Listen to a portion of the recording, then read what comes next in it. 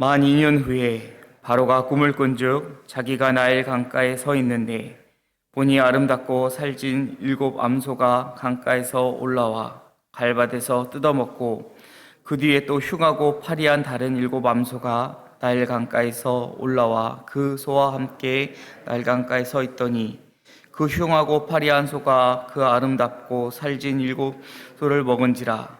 바로가 곧 깨었다가 다시 잠이 들어 꿈을 꾸니 한 줄기에 무성하고 충실한 7이삭이 나오고 그 후에 또 가늘고 동풍에 마른 7이삭이 나오더니 그 가는 7이삭이 무성하고 충실한 7이삭을 삼킨지라.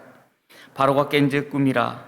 아침에 그의 마음이 번민하여 사람을 보내어 애굽의 점술가와 현인들을 모두 불러 그들에게 그의 꿈을 말하였으나 그것을 바로에게 해석하는 자가 없었더라.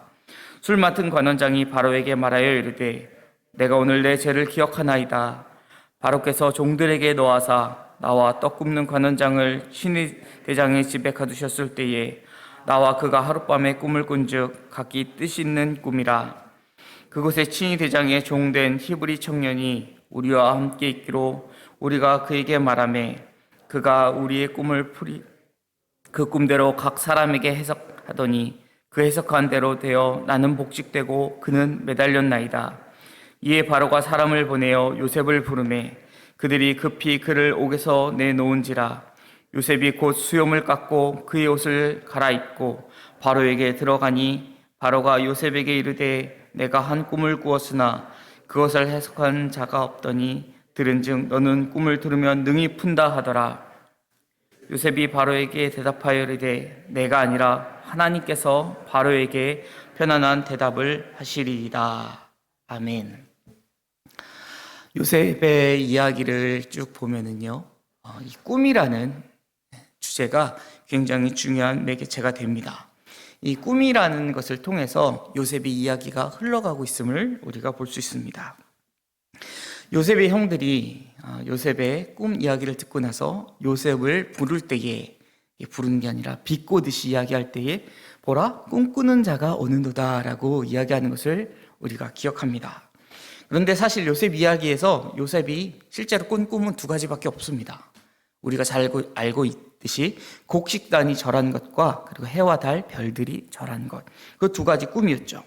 그런데 이 꿈을 본인이 그냥 꾼 꿈이 아니라 하나님께서 그에게 후에 내가 너를 통해서 이룰 일을 알게 하신 것이죠. 물론 하나님께서는 꿈을 통해서 요셉에게 이 이후에 어떠한 일이 벌어질 것인지 자세하게 설명하지 않으셨습니다. 그러나 요셉에게는 그 결과에 대하여 꿈이라는 방법을 통해 전해주셨던 것이죠. 요셉이 이 꿈을 통해서 계속해서 여기까지 오게 됩니다. 그리고 이제 41장에 와서 또다시 꿈이라는 주제가 등장을 하죠. 1절을 보시면 만 2년 후에 바로가 꿈을 꾼즉이라고 이야기가 나옵니다. 자, 처음에는 요셉이 꿈을 꾸었죠. 그리고 그 다음에 요셉이 또 꿈을 해석하는 일이 나왔는데 그것은 술 맡은 관원장과 떡 맡은 관원장의 꿈을 해석하는 일이었습니다. 그리고 지금 그때로부터 만 2년이 지났다라는 이야기를 성경은 우리에게 해주고 있습니다. 만 2년이란 시간이 요셉에게는 더 필요했던 것으로 보여집니다.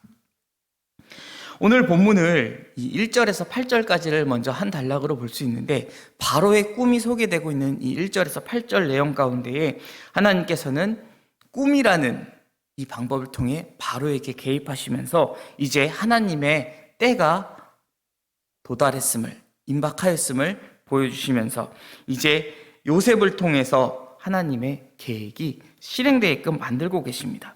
그런데 이 2년이란 시간이 왜 필요했을까? 우리는 이 2년이란 시간을 한번 생각해 볼 필요가 있습니다. 요셉이 술 맡은 관원장, 떡 맡은 관원장의 꿈을 해석해 줄 때에 분명 그들에게 바로 앞에 섰을 때와 마찬가지로 이야기했습니다. 꿈을 해석하는 자는 누구라고 대답을 했습니까? 하나님이시라고 요셉은 이야기했습니다.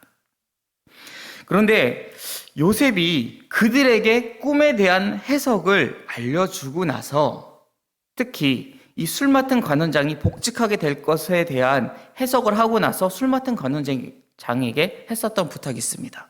당신이 만약에 정말 그 꿈대로 복직하게 된다면 나의 억울함을 좀 풀어달라. 요셉이 이렇게 이야기를 하죠. 한번 가정을 한번 해볼까요? 요셉이 만약에요, 자신이 했던 부탁대로 술 맡은 관원장이 바로 앞에서 그것을 기억하여 바로에게 그 이야기를 해서 풀려났다라고 가정을 한다면 요셉의 삶은 어떻게 되었을까요? 감옥에서 나온 요셉은 어디로 가야 할까요? 너무 깊이 고민하실 필요 없습니다. 그런 일 없었으니까. 그러나 하나님께서는요, 이 2년이란 시간을 더 감옥에 요셉을 훈련시키는 시간으로 두시면서 요셉이 더 성장하게끔 두셨다라는 거예요. 그때까지만 해도 나는 억울하게 여기에 잡혀온 사람입니다. 나는 죄를 지은 적이 없습니다.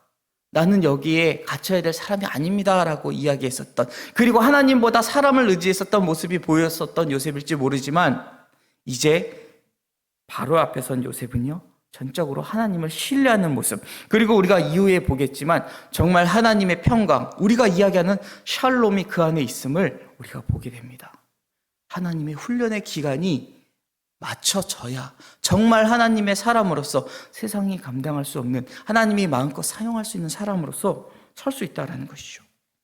그런 2년의 시간이 끝나고 하나님의 때가 되었을 때 하나님은 바로에게 꿈을 꾸게 하셨습니다. 우리가 너무나도 잘 아는 내용일 것입니다. 제가 담당하고 있는 우리 유아 유튜브 아이들도 너무나도 자신 있게 대답하는 그 내용. 나일 강가에서 바로가 서 있는데 살찐 7 암소가 올라와서 갈밭에서 풀을 뜯어먹고 있는데 굉장히 파리한 이 다른 7, 이 파리하다라고 하는 것, 굉장히 말랐다라고 하는 의미를 갖고 있습니다. 굉장히 마른 암소가 올라와서 그 살찐 암소를 잡아먹는 꿈을 꾸게 됩니다. 첫 번째 꿈이죠. 그 꿈을 꾸고 나서 바로가 잠에서 깨게 됩니다. 그런데 다시 잠이 들죠. 하나님께서 다시 잠들게 하신 것입니다.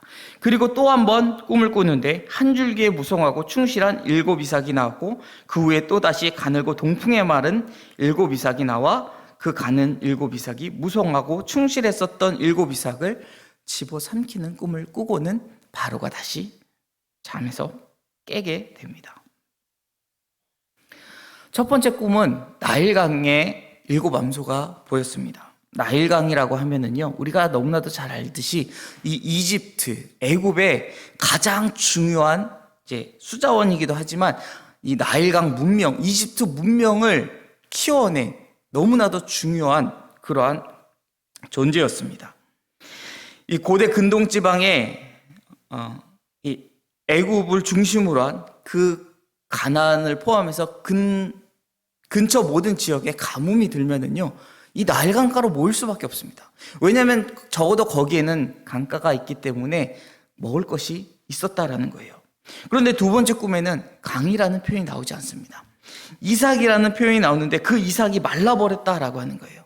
즉 나일강마저도 말라버릴 정도로 극심한 가뭄이 이제 닥쳐올 것이다 라는 것을 그의 꿈을 통해서 하나님이 보여주셨다라는 것입니다. 어찌 보면 그냥 꿈을 꿨겠지, 그런 꿈이 있나 보다, 참 안 좋은 꿈을 꿨어라고 생각할지 모르겠지만요, 이때 당시만 해도 신은 인간에게 꿈을 통해서 무언가를 계시하고 이야기한다라는 그런 생각을 가지고 있었습니다. 그렇기 때문에 바로가 8절에 보시면 점술과 현인들을 불렀다라는 표현을 보면 그러한 일들이 있었기에 그러한 사람들을 미리 준비해두고 자신이 꾼 꿈을 해석하게끔 하였다라는 것이죠. 그런데 8절에 아침에 그의 마음이 번민하여져서 그 사람들을 모두 불렀습니다. 애굽의 점술가와 현인들을 모두 불렀다라고 했습니다. 자, 이제 애굽의 모든 가장 지혜롭다라고 하는 그 꿈을 해석할 수 있다라고 하는 사람들이 모두 왔지만 바로에게 해석하는 자가 없었습니다. 하나님이 계획하신 일을 하나님이 주신 지혜가 아니면 그것을 해석할 자가 없다라는 것을 지금 우리에게 보여주고 계신 것입니다. 그때에 9절에 술 맡은 관원장이 자신의 2년 전 꿈을 해석해 준 요셉을 기억해냅니다. 만 2년이란 시간 동안 홀라당 까먹고 있었던, 새까맣게 잊어버리고 있었던 그가 왜 갑자기 요셉이 기억이 났을까요? 아마도 이것은 하나님께서 술 맡은 관원장으로 하여금 다시 기억나게 하신 것일 것입니다. 앞서 말씀드렸던 것처럼 술 맡은 관원장이 요셉의 일을 2년 동안 잊어버리게 한 것도 하나님이시고 다시 기억나게 하신 것도 하나님이시라는 것이죠. 그리고 바로에게 이야기합니다. 자신의 죄를 먼저 고백하면서 내가 죄를 지었을 때에, 그래서 친위 대장의 집에 내가 갇혔을 때에 떡 맡은 관원장과 술 맡은 관원장이 내가 동시에 꿈을 꾸었습니다. 그런데 그 꿈이 의미가 있는 꿈이었고 뜻이 있는 꿈이었습니다. 그 꿈을 시부리 청년 하나가 우리에게 해석해 주었는데 그의 해석대로 저는 복직이 되었고 그는 매달렸습니다. 이 12절의 말씀을 보시면은요, 그곳에 친위 대장의 종되었던 히브리 청년이라는 표현이 나옵니다. 히브리 청년. 우리는 그냥 히브리인이라는 표현을 익숙하게 듣고 넘길 수 있지만 창세기에서 이 애굽 사람이 표현하고 있는 히브리인이라는 표현은요, 그를 하대하는 표현입니다. 나중에 창세기 43장에 가면은 애굽인들이 그 목축을 하던 히브리인들을 얼마나 천대했는지에 대해서 이제 아버지 야곱이 왔을 때에 요셉의 설명을 보면 우리가 알 수 있습니다. 지금 창세기의 저자는요, 이 히브리 청년이라는 한 표현을 가지고 앞서 8절에 등장했었던 애굽의 점술가와 현인들을 비교하고 있는 것입니다. 애굽에서 가장 지혜로운 자들, 가장 뛰어나다라는 그 사람들과 히브리 청년, 가장 사회적으로 낮은 계급, 너희가 천하게 여기고 있는 그 청년. 그런데 그 청년이 지금 그 꿈을 해석했다라고 이야기하고 있는 것이죠. 그 이야기를 듣자 바로는 바로 사람을 보내어 요셉을 부릅니다. 요셉이 바로의 부름에 옥에서 나오게 되죠.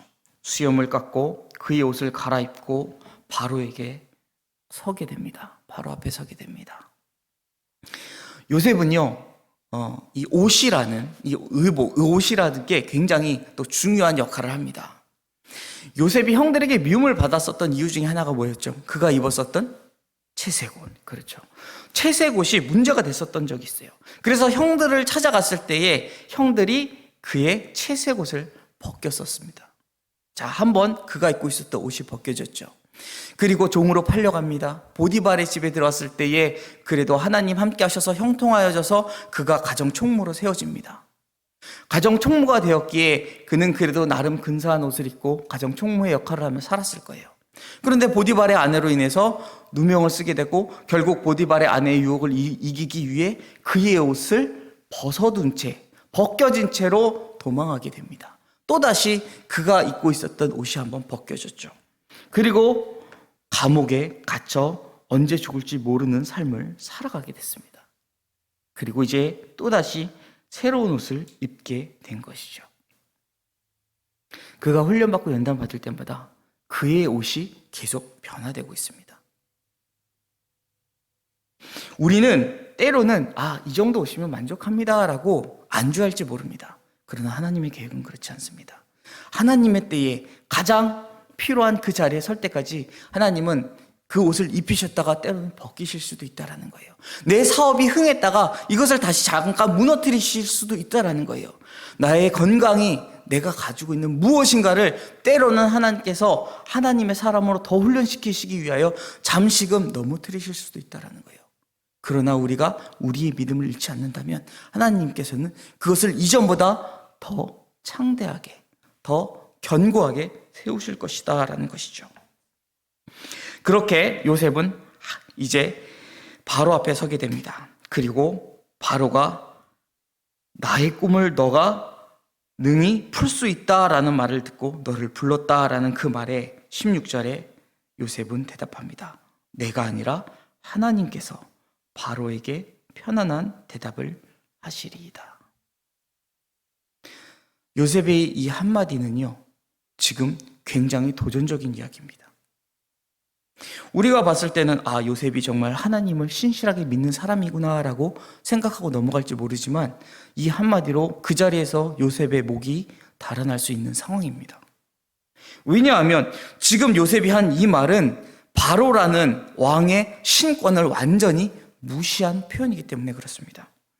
우리가 잘 알다시피 바로는 제사장의 역할을 하는 신의 아들이다라고 하는 그러한 존재였습니다. 그런데 지금 당신이 꾼 꿈, 신이 알려준 그 계시, 당신이 모르고 있는 거 하나님이 알게 하실 것입니다. 하나님이란 신이 당신보다 더 높다라는 것을 지금 요셉은 증거하고 있는 것입니다. 하나님은요, 1절에 바로에게 개입하셔서 꿈을 꾸게 하셨고 9절에 보면 술 맡은 관원장에게 개입하셔서 그로 하여금 다시 요셉을 기억나게 하셔서 요셉을 바로 앞에 세우셨습니다. 그리고 이제 하나님의 사람, 준비된 요셉을 통해서 하나님이 어떠한 분인지를 바로에게 드러내신 것입니다. 하나님의 사람, 우리가 흔히 성도라고 부르는 우리는요, 사람의 지혜, 사람의 방법을 따르는 게 아닙니다. 하나님의 지혜, 하나님의 방법을 따라 살아야지만 하나님을 드러낼 수 있는 것입니다. 우리가 이 세상 살아갈 때에 때로는 나의 스케줄에 맞춰서 내가 계획한 그 계획에 맞춰서 일이 되기를 원하지만 그것은 내 생각일 뿐입니다. 하나님의 때가 있습니다. 우리가 카이로스라고 이야기하는 하나님의 때, 완전한 때가 있습니다. 그때가 될 때까지 우리는 겸손하게 하나님의 때, 하나님의 뜻을 구해야 할 것입니다. 우리가 하나님의 때, 하나님의 뜻을 겸손히 구하고 하나님께 지혜를 구한다면 하나님께서는 우리를 연단하시고 또 우리가 준비되었을 그때에, 가장 완벽한 그때에 요셉과 같이 하나님의 영광을 드러내는 존재로 우리를 사용하실 것입니다. 요셉과 같이 이렇게 우리가 하나님의 영광을 드러내는 하나님의 자녀로 살아가기를 주의 이름으로 축원드립니다. 기도하겠습니다. 사랑이 많으신 하나님 아버지, 감사합니다. 하나님, 요셉은 참 긴 시간을 하나님 앞에 훈련받으며 살아왔습니다. 그는 알지 못했지만 그 모든 시간이 하나님의 계획 속에 있었고 또한 하나님의 강권적인 역사하신 가운데 하나님과 동행한 가운데 있었기에 형통할 수 있었음을 우리는 보았습니다. 그리고 이제 하나님의 때가 되어 요셉은 바로 앞에 서서 하나님의 영광을 드러냈습니다. 하나님, 저희도 요셉과 같이 이렇게 잘 인내하며 하나님과 동행하며 형통한 삶을 살다 하나님의 영광을 드러내는 참된 성도의 삶을 살아가는 우리 모두 되게 하여 주시옵소서. 감사드리며 사랑이 많으신 예수 그리스도 이름으로 기도드립니다. 아멘.